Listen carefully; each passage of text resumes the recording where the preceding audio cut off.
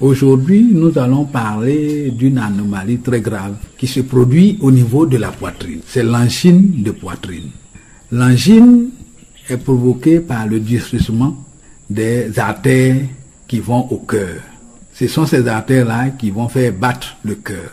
Et quand vos artères sont devenues dures ou bien se sont rétrécies, alors le sang est mal irrigué et vous allez avoir une très forte douleur au niveau de la poitrine, en général du côté gauche. Et cette douleur-là peut faire des radiations, c'est-à-dire peut se promener, aller dans le bras gauche par exemple, au niveau de l'épaule et tout ça.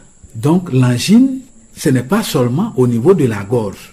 Parce que le plus souvent, quand les gens ont un peu de crachat dans la gorge, ils disent que j'ai l'angine.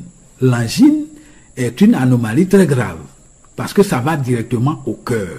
Donc, quand vous êtes là, que vous sentez une douleur, alors que vous n'avez rien mangé, vous sentez une douleur du côté gauche de la poitrine, il faut aller consulter. Qu'est-ce qui a pu provoquer cela? On va vous dire, par exemple, vos artères sont asséchées, sont devenues dures. Mais comment les vaisseaux qui sont dans votre corps peuvent devenir secs alors que ce n'est pas au soleil? Ça veut dire que vous avez mal mangé. Ça, c'est d'un. Ou bien, vous êtes stressé. Quand vous êtes stressé, c'est-à-dire ceux qui sont nerveux, qui se fâchent vite, les artères vont devenir dures. Vous voyez, quand le bébé crie, vous voyez, devient dur, il tremble. Donc, quand une grande personne est fâchée, vous allez exercer une pression sur vos artères et donc, vous pouvez avoir une angine. Vous voyez, il y a des gens, quand ils pleurent ou bien quand ils se fâchent, le lendemain, ils perdent la voix. Ça veut dire que cela agit tout le système nerveux. Et donc, on peut avoir les nerfs qui sont secs ou alors rétrécis. Comment un vaisseau va se rétrécir? Quand vous allez manger trop gras, il va se former de la graisse dans les vaisseaux. Et ça va obstruer le passage du sang. Et à ce moment-là, vous pouvez avoir une angine. Et quand vous êtes nerveux, votre sang va mal circuler. Et vous allez avoir une angine.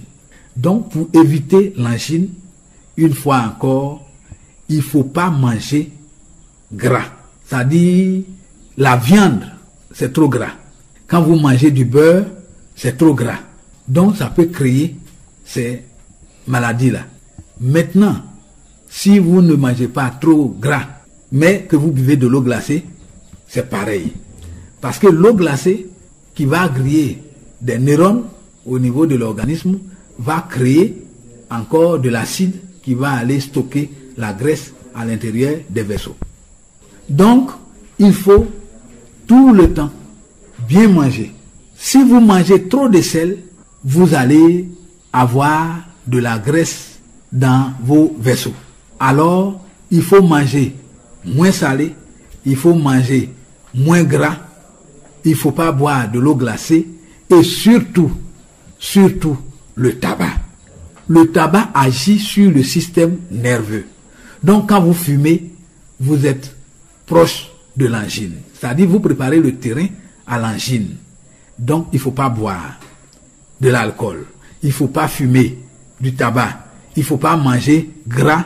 Il ne faut pas manger trop de sel. Vous êtes épargné des angines. Pour vous soigner de l'angine, c'est 21 jours avec de l'argile. Vous ne parlerez plus parce que l'argile va évacuer toute la graisse qui est parsemée dans vos veines.